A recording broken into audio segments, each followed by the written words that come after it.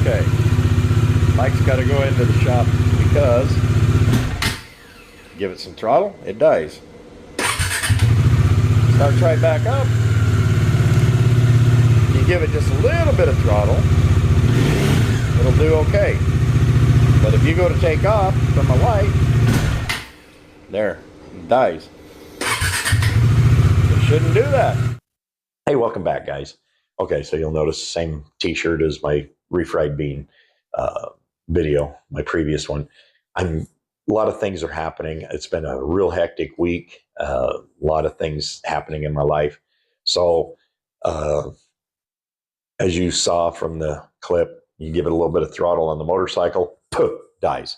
You know, and it does it quite often. It's really frightening when you pull out into traffic and poof, it dies, and you go, oh God, you know, got to get things started. You got traffic coming both ways. And yeah, you've seen traffic. You know, it's Philippine traffic. They don't care you stopped. You know, they're just going to get run over. I don't want to be a speed bump. So I needed to get the thing running. I don't know what had gone wrong. I got the bike the beginning of February. It ran perfect. I rode it. You know, high speed, low speed, it didn't matter. You know, high RPMs, low RPMs, idling, everything seemed to work pretty good. But I had my surgery the 23rd of February. On the 3rd of March, I had workers here to replace some tiles. I had to move the motorcycle. I'm freshly stitched up from my cyst that I had removed from my back. And I mean, stitches that long. I think there was 18 stitches in my back. And so I pulled it out. I thought, well, hey, you know, I've only ridden the bike one time because it rained right after that. And, you know, I'm not going to ride in the rain. Other people do, and they pay for the repairs or else their bikes fall apart. I'm not going to be that way. I like this bike. Some inconveniences, but I like it overall. So I rode around the neighborhood, you know, but every time, you know, it was fine, but I ripped a couple of stitches in my back, and that took a long time to heal because I got an open wound, and yeah, that caused a lot of problems. So towards the beginning of July, I'd been cleared at the end of June and had to wait for rain and things because beginning of June starts the rainy season. And again, I don't ride in the rain. So I had good days. I went out to start it dead. Oh, so I had to order a battery tender, and that had to come. And then, so it's middle of July when I finally was able to cycle the battery a couple of times. Look it up. There's a way to cycle a battery, get the sulfates off of the plates, and you save a battery. And I didn't want to spend the money for another battery. So I cycled it and everything. I started the bike, gave it a little throttle, poof, it died. Well, I don't understand that. And I did it again, poof, it died. And then I was able to finally just a little bit of throttle, a little bit of and I get it to rev up. And also, if you do that a few times, running it and stuff, and you're not letting it idle for a long time, you give it a little bit of throttle, it'll rev right up. But I didn't know what had gone on. I thought, well, maybe it's bad fuel. I had put some fuel stabilizer in there when I knew it was going to be parked for a couple of months, just to protect the gas. It's non-ethanol gas here, thank God. And it's 91 octane. That's our low octane. You know, in the U.S., I think 87 was our normal gas. This here it's 91. 95 is the more high performance. You can get even higher than that, but I don't know why. I don't have a turbocharger, so I don't need that. But I didn't know what had gone on, and I've just been kind of dealing with it. I thought, well, maybe if I had a couple of tanks of gas through there, maybe it'll do it. But after I filled it up the second time, it was still doing that. It still stall out every now and then in traffic. It's not fun. Or if I'm riding and I go to pass somebody and I give it some throttle, it'll start stumbling really bad, and it would die if I didn't have the momentum going to keep the engine turning until it catches. And then when it catches, it's wheelie time. Not intentional. Trust me, I don't want to pop wheelies. I'm not show off or anything, but when it catches and that wheel comes up off the ground about that far, it's a surprise. Hello. We have horsepower. This bike is 373.7 cc's, cubic centimeters, and it is 40 horsepower. that's rated. It's, I mean, it's advertised, everything else, and I believe it. When it runs right, it's got some pep. Um, if you go back about a month and a half or so, and you see my riding video, it picks up pretty quick if you give it just a little bit of throttle at a time. Don't romp on it all at once. And I'll explain that here, why the bike was stumbling, why it was faltering and dying a lot of times. So I decided it's time to get the bike right. I plan on doing some touring, late December after Christmas. You don't want to do it before Christmas. Trust me, traffic is nuts. Um, and January, February, during the dry months. I plan on doing this. So I've gotten a compressor, I've gotten tire repair kits. I showed all this stuff in previous videos. I've got the rain gear. I showed that in a previous video. So I'm getting ready to go. All I got to do is throw my clothes and whatever else I need in the side boxes, in the top box, and I can head on down the road. I can go see some more of the Philippines. But I figured I better get this thing reliable. I don't want it dying on me somewhere in the middle of some jungle and I can't get out of there. That's also why the tire repair kits and stuff like that. Because you get a flat tire out in the middle of province and you may not get out of there correctly. So I started researching shops, and most of the shops, they work on scooters. They never dealt with this Bajaj engine. And it's the same engine as the KTM Duke and ADV 390s, 373.3 cubic centimeters. But there's differences, and I'll explain that in a minute. The bottom ends are the same. Top end is different. I'll explain that. So I researched it, and I checked through Kawasaki. They recommend this shop. It's called Speed Zone, and there are several locations. So I checked the Pampanga location because I'm in Pampanga, and I started communicating with the manager of the store, and he seemed to be pretty competent. I've got a lot of mechanical background, but I don't have the computers and things to diagnose. So I got to take it in and have somebody else do it. Um, all these others, we can tear into it and we see if we can figure it out. Do you have computers to diagnose it? Well, no, we just do it, with experience, except they've never worked on this bike. So, and it's not the most common bike. 2022 Kawasaki Dominar 400. V2 is what version 2. There's a V1, and that was up till 2021, and 2022 is V2. And I think they got the V3 out now, the 2026s. And I don't know what the differences are. But anyway, I'm mostly concerned with the one I've got. I told him, I said, okay, I'm going to bring it up. And he says, okay, we'll be expecting you. We have time. We have mechanics standing by. Okay. So I left here. It took an hour and a half to get there. Remember, Christmas traffic. And I didn't go the direct route because that would have taken me 2 hours. And I just don't want to be in traffic, especially with the bike stumbling and stuff. I mean, that's all I need is be in traffic, and the traffic clears. I go, it stumbles, it dies, I get run over. Okay, so I'm trying to find the safest route, and it took me an hour and a half.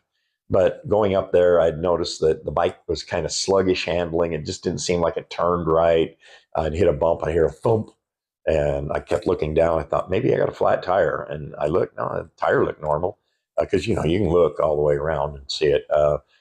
And I just didn't understand. But there was a couple of S turns, and I figured I should have been able to take those about 60 kilometers an hour.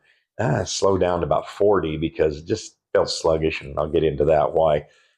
So I get up there, and they're waiting for me. I said, sorry I took so long. Oh, that's okay, sir. We got time. So it was afternoon, and I started the bike, and of course I'd just been riding it and revved it up a couple of times. It revved up fine. It's kind of a little bit of a stumble right off the idle. And I showed him the video clip, and he says, oh, okay. He says, now I understand. I says, yeah, mainly, when it's been idling for a little while, you give it some throttle and it'll do that. And so he says, well, we'll take it in the shop and we'll find out. They roll it into the shop by hand. They're pushing it because, heat of the engine. They don't want, anyway, they cool it down as much as possible. Um, and I was pushing in. I says, that front tire look low to you? And he said, no, it looks fine. I said, well, it just doesn't handle right. So I'm sitting in the waiting room. I did a couple little blogs here. You'll see those after this. And he comes out and he says, sir, he says, I think we found your problem. Because I'd heard him start it a couple of times and I heard it poof, and die and things. But then he started it and ran fine. Okay. He comes out and he says, sir, I think we found your problem. I go back there and he says, you've got a burned out coil. And I says, well, then why did it run? He says, oh, and he says, this is one of the coils. One of the coils? I said, it's a one cylinder engine. He says, yeah. He says, this particular model of engine is unique. So I go back there and look, and here's a spark plug on the right side, a spark plug underneath where the tank cover would be, a spark plug on the left side. 3 spark plugs? He says, yeah, 3 coils. He says, your number 2 coil, the middle one, is burned out. He says, 3? And he's, yeah, 3. We did a little quick research. That 3rd spark plug, okay, 2 spark plugs. There's a lot of engines that have 2 spark plugs. Go look at a Mercedes, the V8. It's got 16 spark plugs.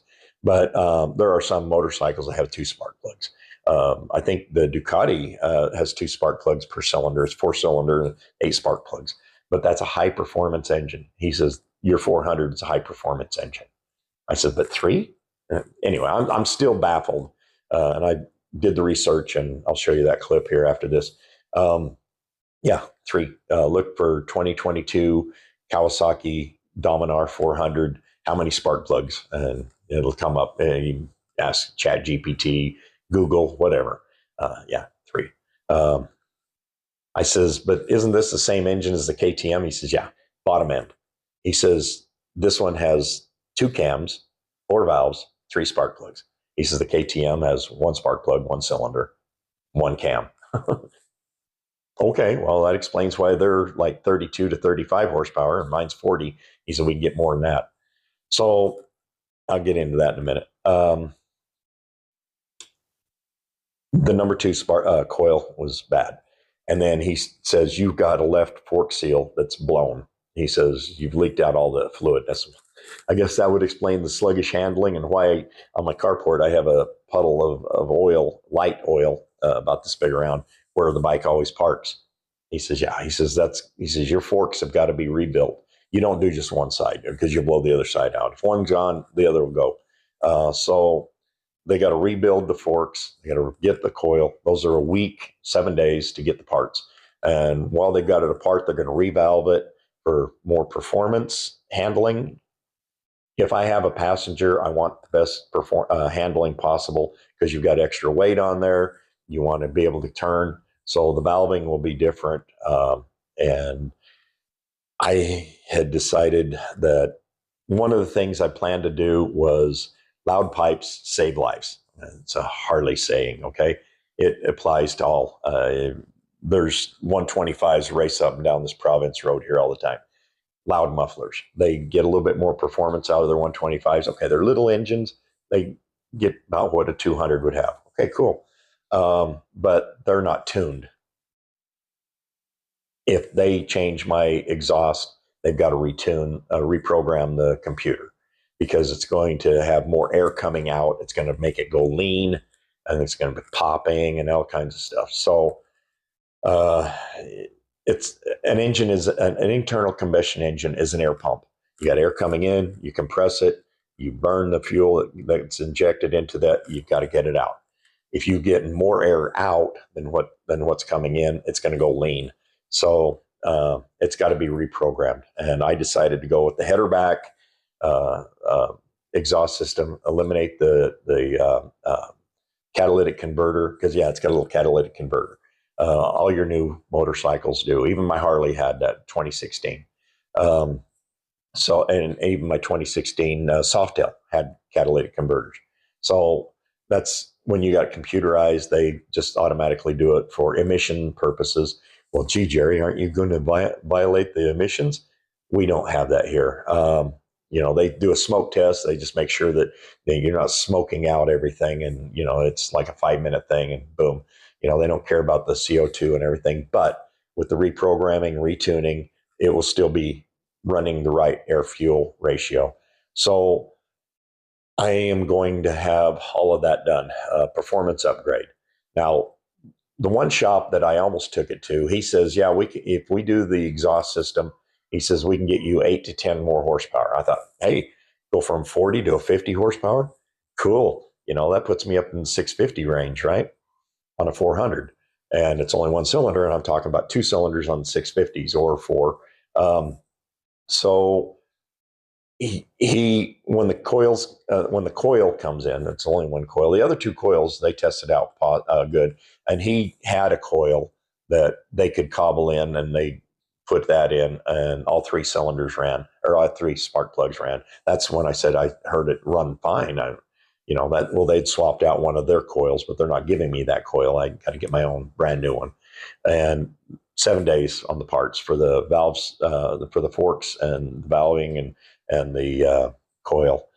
I could be okay with just that for right now, but like I said, I planned on doing the performance upgrade, so let's get it done. I've been trying to save a little bit of money each month, and I was a little bit ahead, even though, you know, because I knew Christmas was coming up. I had to buy Christmas gifts, and I'm still okay.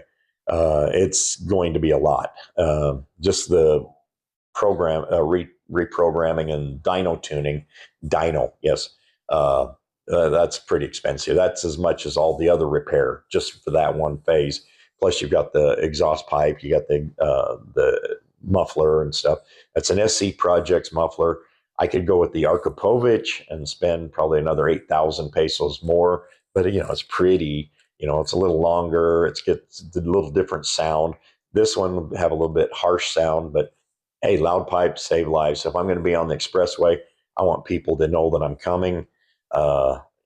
This one's pretty quiet, especially when you get up to speed. I can barely hear the thing running. If you saw my riding video, you know. So my next clip at the end of this will be when I get the bike back. Doing this ahead of time. The bike's still in the shop right now as I record this.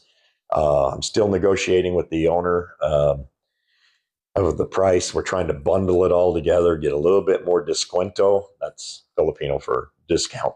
I learned that word, descuento. Anyway, we'll see how much that all comes out to be. We'll see how good the bike runs. That'll be at the end of this video. Wish me luck. Yeah, I got a lot of things going on right now, cooking and Christmas stuff going on. I got people to visit with and stuff like that. But after this, I should be able to take some tours, get some handlebar time, finally put some kilometers on this bike. I mean, I put 160 kilometers on this bike since February. That's not very much. I want to get some handlebar therapy time. I want to get some seat time. I want to get some sightseeing time. So, all right, well, here's the 3 valves, or the 3 spark plugs. Okay, catch you at the end. All right, so it was a long trip up here from Telebastagan to Mabalacat.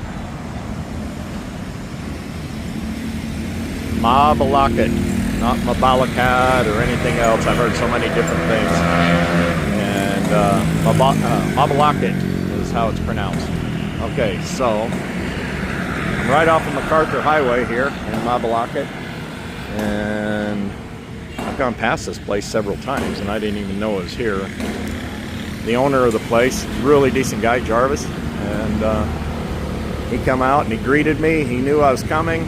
Of course, I've been communicating with him. Told him I'm coming. Well, it took me a long time to get here because of the way the bike's running. So he says he knows what's wrong with it, and it's in there being worked on right this minute. He brought his mechanics out. Mechanics all nodded, and they agreed without him telling what they found out. We may be putting it, if the bill isn't too much to fix this, the fuel system, then that's a dyno right there. And we may be modifying the exhaust, eliminating the cat, and putting a different exhaust on there, and retuning it, And he says I should be able to get 20 horsepower out of this thing. Well, he's going to dyno it before and after, and we'll see what it gets. This thing's already a screamer, so we'll see what it's got. All right. Speed Zone Pampanga. I'm telling you, they've got several locations throughout the Philippines, and they come highly rated, and I can understand why. These people have taken really good care of me so far, and I haven't been here all that long, but they're working on it. They think they'll have it done here shortly. All right, we out. So inside Speed Zone, they got just about everything you think of for bikes. Riding gear, even a couple of bikes they're selling. These are the exhaust systems they have, and then they have the more expensive ones over here. But the one that I'm thinking about, it's over here. This one right here, the SC Project, and yeah, you can see what it does. See through? Yeah. Free flowing, right? It's pretty well equipped inside here. You've got all kinds of things. He's got all the parts and everything if I want to change everything out. So, yeah, all kinds of rain gear, helmets, accessories, whatever your heart desires. Full exhaust systems. More bikes. Ducati, anybody? And this one's already got the Archipovich. That's what I would like to have, but I just don't have 15K to spend on just a muffler. So, all right, like I said, toys for boys.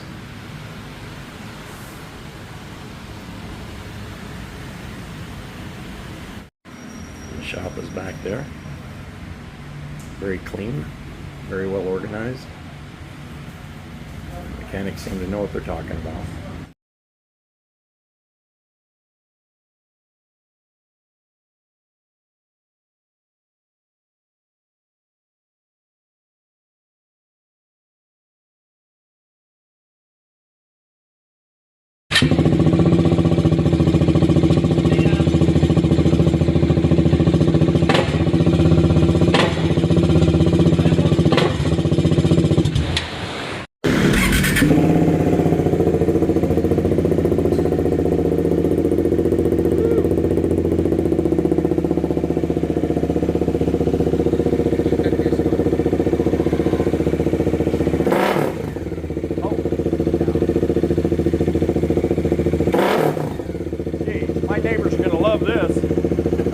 Okay, so I can't show you the number 2 spark plug, but here on the right side, there's one. I just want everybody to know I'm not bullshitting them when I say this. No, I can't. I can't see it. You got to have this tank cover off. But over here on the left side, you can squeeze through here. Oop. There's the number 1 spark plug. The first one I showed you is number 3. 3 spark plugs.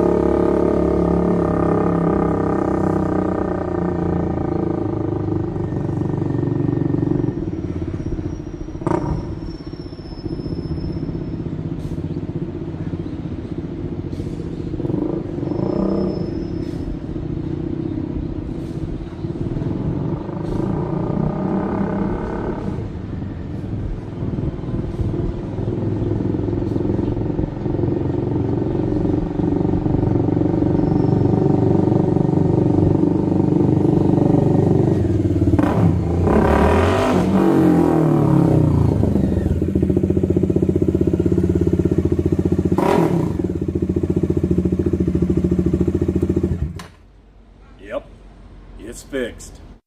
Okay, it's finally done. I took it into Speed Zone on the 5th, and I got it back yesterday, the 17th. Today's the 18th. Runs beautiful. Okay, it should, right? With the money I spent, it was half my budget for the month. This was something I was going to do anyway, but when the coil burned out and pull out in traffic, it pops, dies. You got traffic coming both ways. You're thinking, I'm going to be a speed bump. I was not going to have that happen. I want to take some bike tours this after Christmas. I want to take some bike tours, and I need a reliable bike. And then find out the fork seal's blown too. I'm going to be riding some mountains. I need the handling. So I put the performance valving in when I had the forks rebuilt. It handles good. It took some S turns, probably 10 kilometers an hour faster than what I normally would. It hung right in there. It didn't even act like it wanted to hesitate. The power. Ooh. Okay, so stock horsepower, 40.1 horsepower is advertised. Now, that's at the engine. At the rear wheel, it'd be somewhere down around 36. They remapped it after they got the coil in. That was last week. It took until Monday night to the 11th to get the the 15th. Sorry, I don't know what day. The 15th to get the. No, I don't even know what day it is. Yeah, the 15th. Okay, sorry. No, 16th. I don't know. Anyway, the seals, it took over a week to get those in. Anyway, I need a calendar. I really do. I don't know what day of the week it is. I know it's Wednesday the 18th today, but that's about all I know. And I got it on the 17th. So it must be the night at the afternoon 16th when they got the seals in.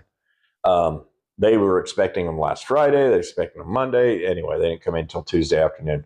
So they started on it yesterday. We got the forks seals redone, repacked everything, new valving in the forks, performance valving, so I can ride the mountains a lot better. And then they did the remap of the engine. The earlier clip, you saw it just idling.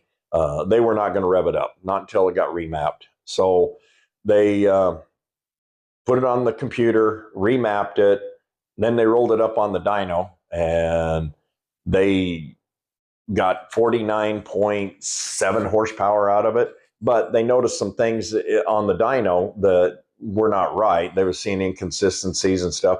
So they took it off the dyno, put it back on the computer, remapped it again.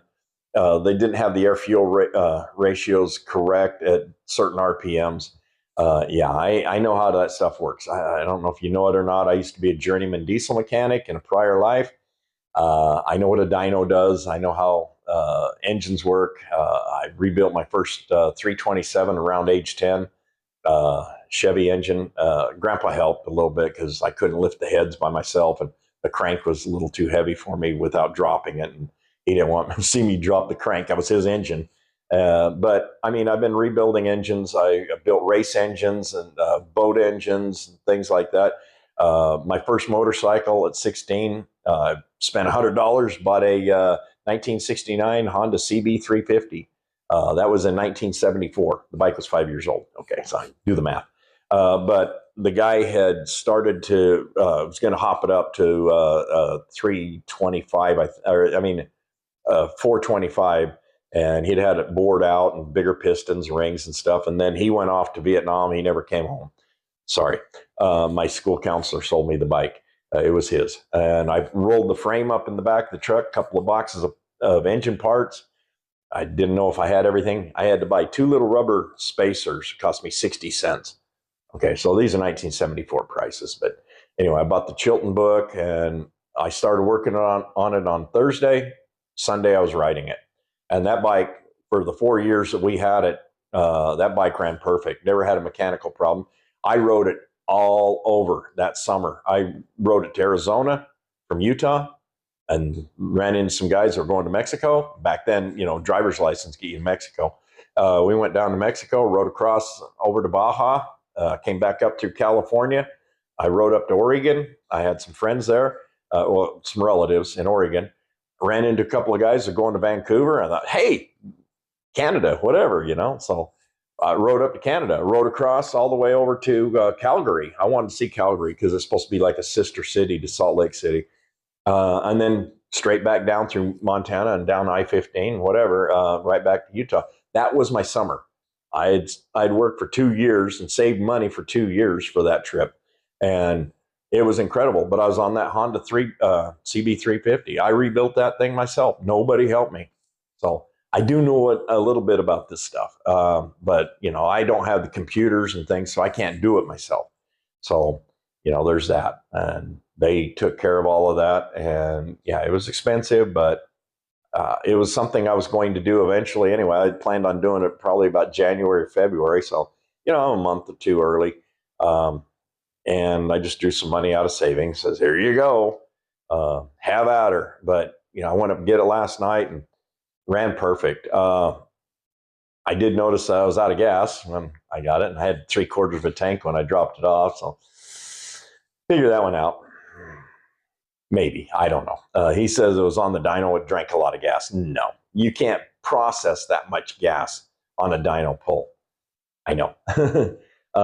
Anyway, I filled it up because I wanted to put 95 octane in it anyway, because now it's a high performance setup, and it's got advanced timing, things like that. So I don't want to burn a piston. So I made sure I got 95 in it. 500 pesos. Good. I'm coming home.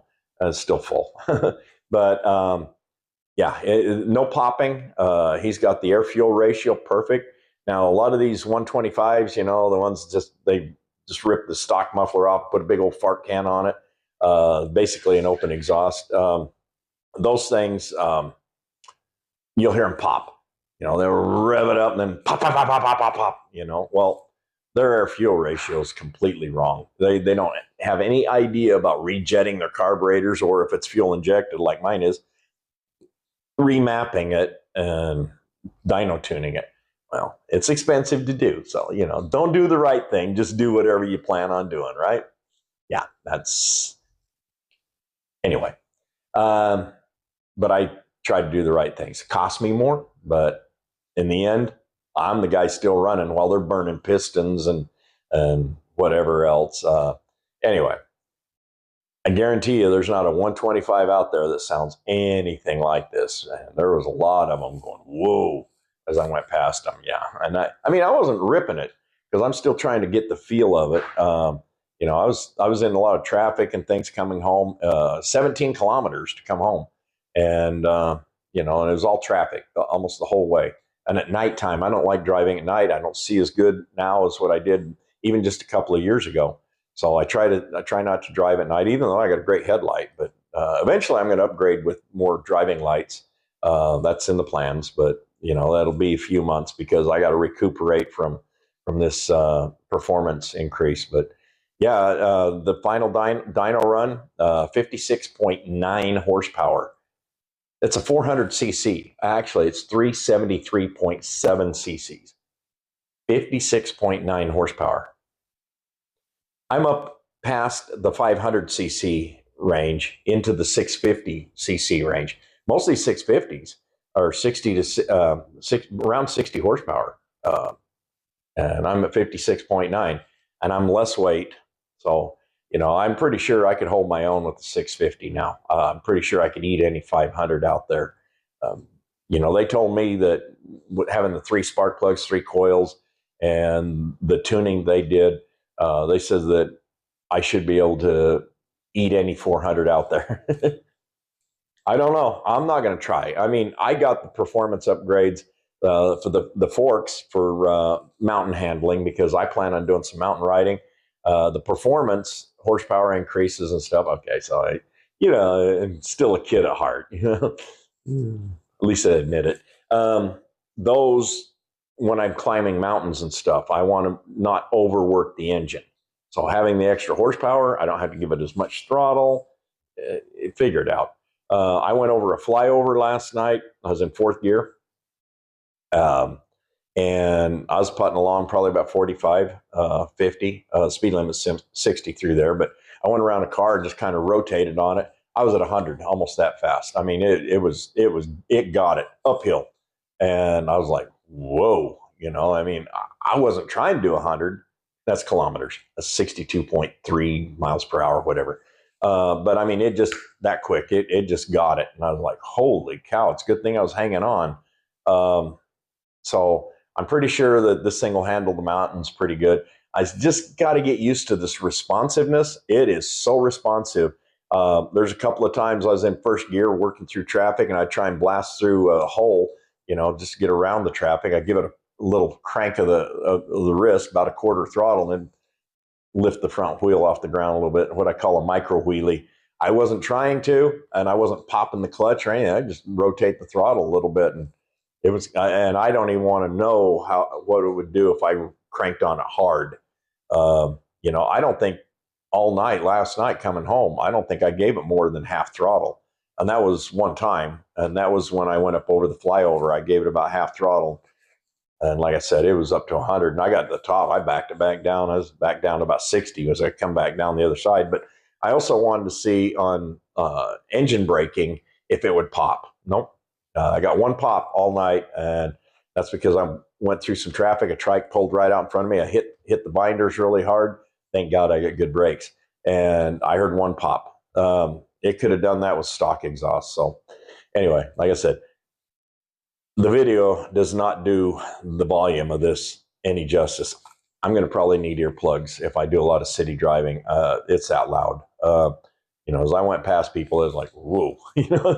They definitely knew it was not a small bike. So, all right, guys, I'm going to stop rambling. I'm really pleased with the work the Speed Zone Pampanga did. Great bunch of people. They were very informative. They kept me up to date on what was going on.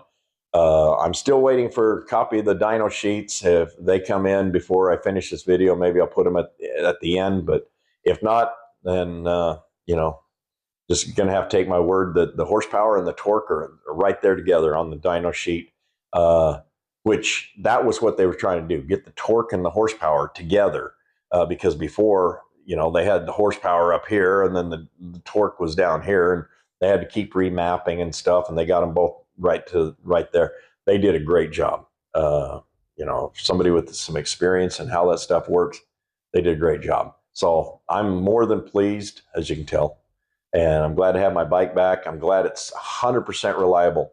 I mean, I hit that start button, just that quick. It fires right up. You don't even hear the thing crank, as you saw in that video. So, all right, guys, I'm out of here. Merry Christmas.